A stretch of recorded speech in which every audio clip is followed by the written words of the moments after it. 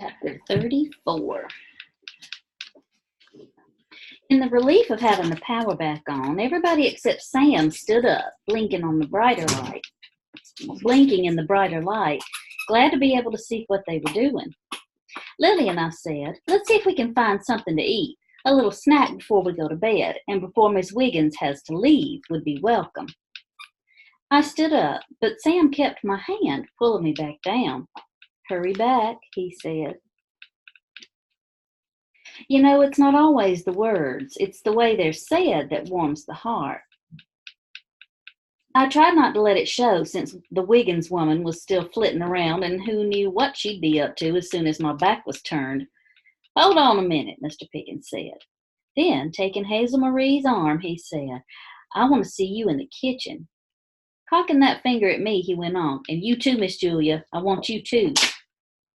His high-handedness affronted me, but I wanted to know what he was up to now, so I followed him through the dining room and into the kitchen. Mr. Pickens didn't let loose of Hazel Marie's arm, just marched her in and closed the door behind us. All right, he said, frowning but trying not to smile as he stared down at her. Let's have it. What? I asked. It's nothing, she said, turning her face away from him. Really, it's not. What? I asked. Ignoring me, he got right up in her face, pointing that finger at her. Don't you put me off any longer, little girl. I know you've got something. Now, how did he know something I didn't? I looked from one to the other, trying to determine what was going on. Come on. Mr. Pickens wasn't turning loose. What is it, and where is it? Well, it's... Hazel Marie stopped and looked at me for help, but I wanted to know as bad as he did. Well, it's just so ridiculous. I'm ashamed to say. I mean, I don't know why in the world anybody would want it. Wait a minute, I said. Hazel Marie, do you actually have something of Bigelow's? I couldn't believe it. Here I'd been taken up for her when she'd been accused of stealing and taking what didn't belong to her. This was a pretty come-off, if you ask me. No, ma'am, I don't have anything of Bobby Bigelow's. Then she ducked her head and admitted, I did take a little something of Wilson T's, but nobody could call that thing valuable by any stretch of the imagination. See, Miss Julia, I just wanted to get back at Wilson T, and it was the only way I could think of. I saw him take it out of its hiding place and look at it and rub his hand over it when he thought nobody was watching.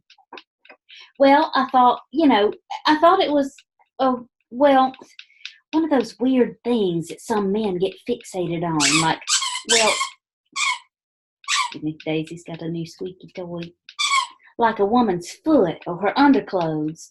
I don't know what you call it, a feet, a some such thing.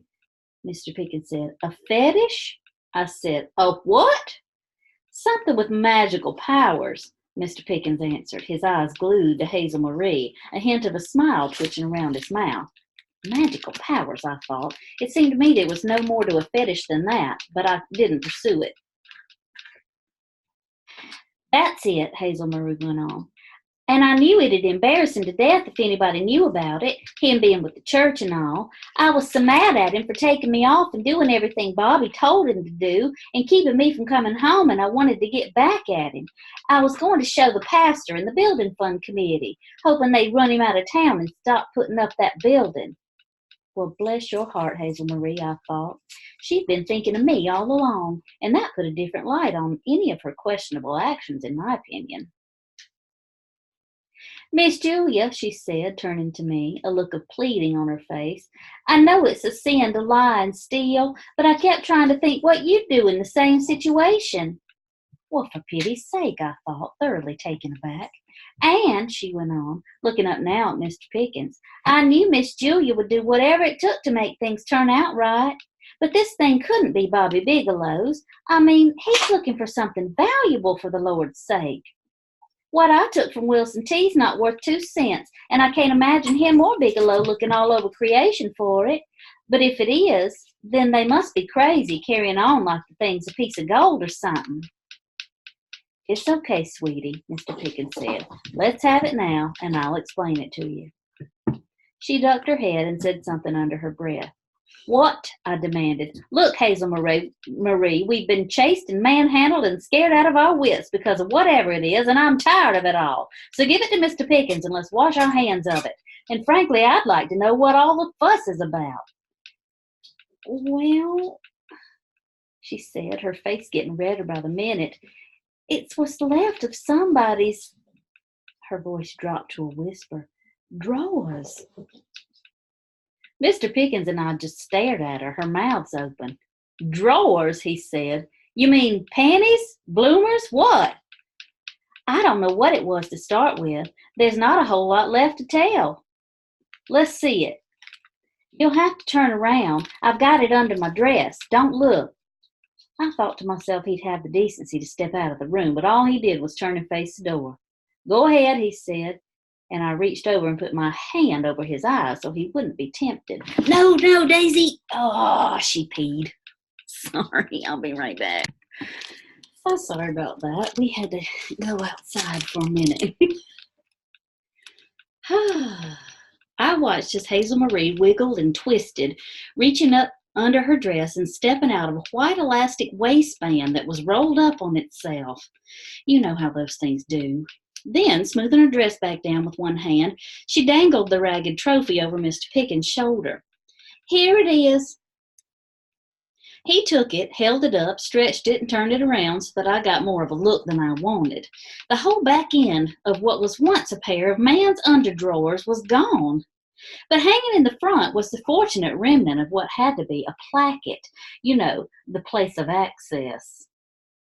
I hope that thing's clean, I said. After letting me have a good look and taking one himself, Mr. Pickens leaned against the door and commenced laughing his head off. What's so funny, Mr. Pickens? Oh, God, he said, laughing, straightening up and wiping his tears.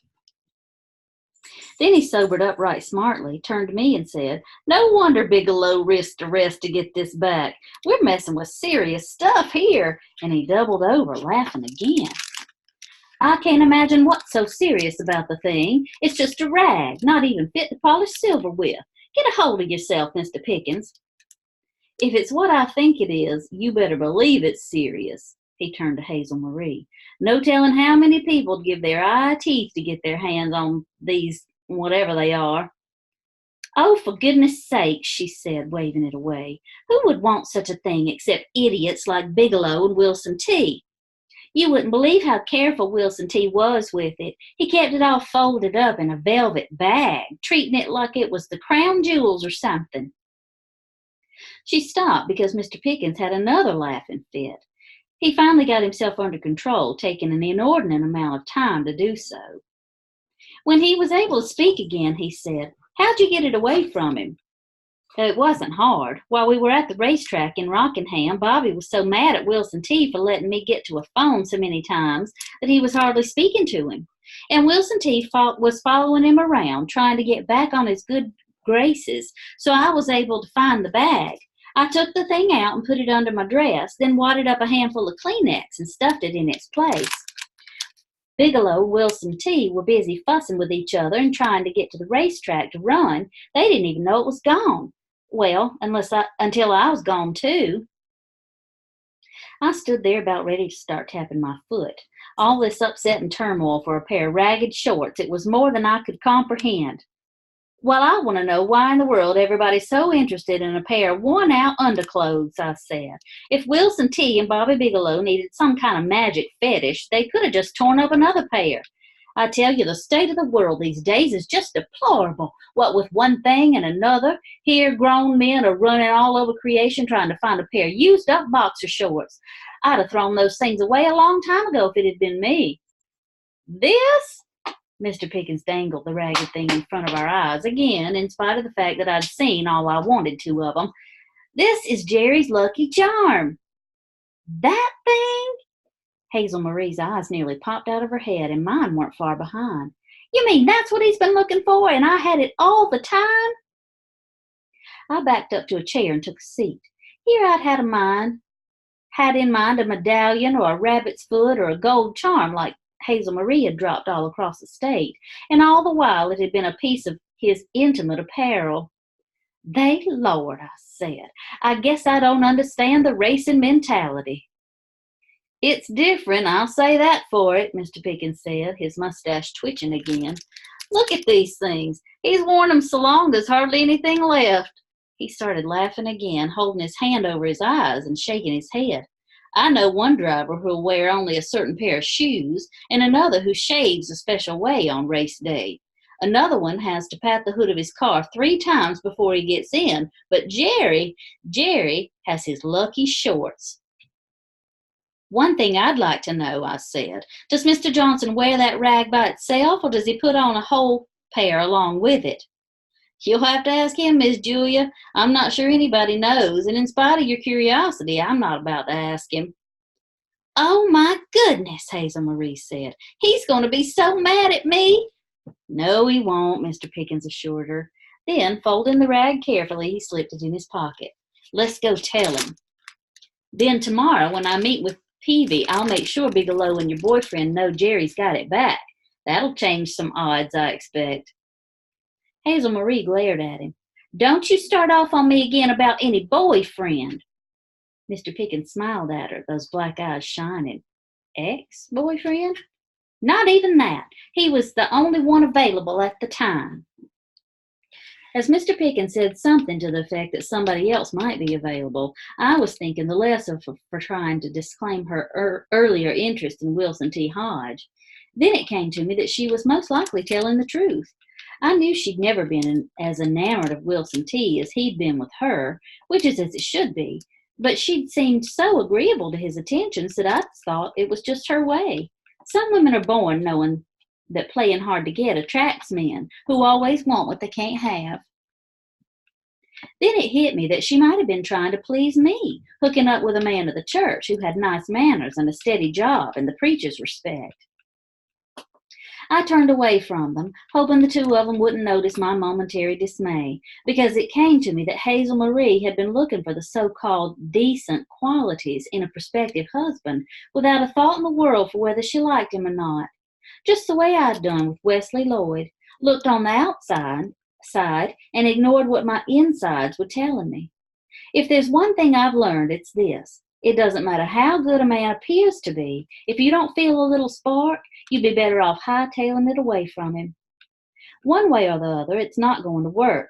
I don't mean that the marriage won't last. It can if you're of my generation, brought up to put up a front. And it could last if another man didn't come on to create an internal combustion like Mr. Pickens was wont to do, or Sam.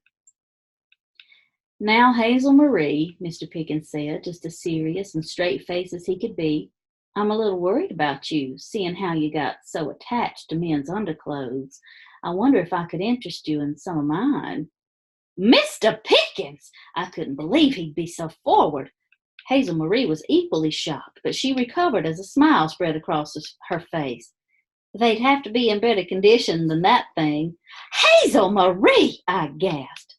Neither of them paid me any attention, standing there looking at each other and smiling all over themselves. Sweetheart, Mr. Pickens said, as if they were the only ones in the room, everything about me is in A1 condition. Trust me on that. Then he put an arm around her and drew me close with the other one. Let's go tell Jerry to get ready for Victory Lane. Chapter 35, last one. Hazel Marie came to a stop in the dining room. I don't think I can face Jerry, she whispered. I mean, all this time I've had his lucky charm while he was worried about losing it. I just feel terrible. Don't worry about Jerry, Mr. Pickens said. He'll be so happy to get it back he won't care about anything else. In fact, he's liable to grab you up and give you a lip-smacking kiss. Mr. Pickens smiled at her. Then I'll have to shoot him. Mr. Pickens, I said, we're not going to have any of that, I'll tell you right now.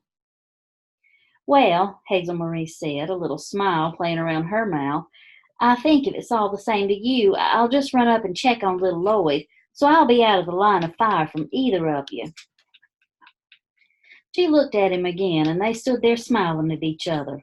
Remember that spark I was talking about? Well, there were any number of them arcing between those two there in my dining room. The whole situation should have made me uncomfortable, but it didn't. It made me walk on past and look for Sam. He was standing by the fireplace, balancing himself with his cane, waiting for me, I'd like to think. But whether he was or not, I went to stand beside him and take his arm, staking my claim, so to speak, in case Miss Wiggins had any lingering ideas. Mr. Pickens and Hazel Marie had warmed me up for a fare thee well, and I wanted to share a little of it with Sam. Jerry, Mr. Pickens said as he came in, interrupting the whispering going on between Etta May and Mr. Johnson. Got something for you. At least I think I have. Recognize this? He pulled the rag from his pocket and dangled it for all to see. Mr. Johnson came off the sofa in one bound, yelling, My lucky charm! How the hell? Oops, sorry, folks. Where'd you find them, J.D.? I swear, buddy, you flat out the best there is. Well, that just polished Mr. Pickens' ego that much more, something he didn't need, what with his own high estimation of his abilities. He stood there grinning, so pleased with himself I could hardly stand it. Not that I don't believe in giving credit where credit is due, but it just did me in that he figured out Hazel Marie's part in the mess before I could get around to it. Maybe he was as good as he thought he was, although I had my doubts considering how much help he needed from me. I'm good, Mr. Pickens said, in that smug way of his, and that's a fact. But I had some help, and I don't mind admitting it. He walked over to me and had the nerve to point that finger in my face. This is the one who kept me on the trail. Wouldn't give me a minute's peace. What are you doing now, Miss Pickens? Let's get busy, Mr. Pickens. Quit fooling around, Mr. Pickens. I swear, Miss Julia, if you'd take over my business, we'd make $1 million in a year. How about it? Oh, Mr. Pickens, I said, somewhat embarrassed by his teasing and the fact that everybody was laughing because I suspected they knew what he said was the truth. But somebody has to take over getting things done. You're doing just fine by yourself. But if you ever feel yourself getting slack, come on over and I'll set you straight. You'll be seeing a lot of me. Don't worry about that. I'm counting on help from you and Sam. He leaned down and whispered, with Hazel Marie. And don't you start on me, Miss Julia, about leading her astray. I'm about to strain myself just getting her attention. Sam started laughing. Then he slipped an arm around me right there in public. Tell you what, J.D., I'll help you get what you want, but I need some help getting what I want. You too, I said, pretending I wasn't pleased and hoping at the same time that Etta May was taking note. I don't think either of you needs any help. Except both of you could profit from keeping your eyes on the prize you want rather than letting them wander to anything wearing a skirt. Just look at that, would you, and take a lesson. I nodded toward Jerry Johnson, who'd hung his lucky charm around Etta May Wiggins's neck. That ugly placket hung down round her bosom like a pennant, just the most vulgar thing you'd ever hope to see, what with her prancing around, showing it to everybody. You about raced the bottom out of these things, she said, laughing up at Mr. Johnson. I sure have, he bellowed, the sound waves echoing around the room. My ex-wife got so mad at me one time she threw 'em away. Had to dig 'em out of the dumpster. Nearly fell in, too. They'd been washed and bleached so many times they about eat up, but they still work. Man, do they ever. Phoenix, here I come. I'm going to lap everybody, going wide open and end up cruising victory lane. See if I don't. In spite of all the bragging and flirting they were doing, I was pleased to see them carrying on with each other, since it was plain that Mr. Johnson was no longer giving a thought to Luann, just as I'd predicted. But Luann was just as bad in her own way as Etta May Wiggins. She turned her attention to Curtis, and the poor man's eyes were searching desperately for a way out as she talked and hung on his every word. I had a good mind to send Mr. Pickens for Leonard just to see what she'd do when he walked in. I declare people acted in the strangest ways when the lights go out. But I was so content with myself, the way things were working out, that I decided to let her enjoy a little thrill, even if Curtis wasn't appreciating it. It wouldn't hurt him to be nice to a needy woman. Just for the evening, you understand. Tomorrow was another day, and I'd have to see that things got back to normal. I'd have to make sure that Leonard got himself reamed out or whatever had been done to him, so Luann would have both me and Pastor Ledbetter alone. She needed to tend to her own knitting, or who knows, with all the counseling she'd been getting from the pastor, the next hot rumor would be about the two of them, and that'd lift the town high off its hinges. And speaking of the pastor, I intended to see that building fund drive was stopped dead in its tracks. We didn't need a big activities building, especially right in front of my eyes. That money could go to foreign missions, or even better, to home missions. That could always use the help. And if the pastor wouldn't see it my way, or heaven forbid if he spoke up for Wilson T. Hodge and got him off, I'd just get on the telephone to the session and the deacons and the Sunday school superintendent and the women of the church and go through the church directory. What I had to pass on to them wouldn't be gossip. It would be flat out undeniable facts. There's a difference, you know. As for Brother Vernon Puckett, the less said of him, the better. But you know me. I didn't intend to let him fade into the woodwork and only pop up again when we least expected him.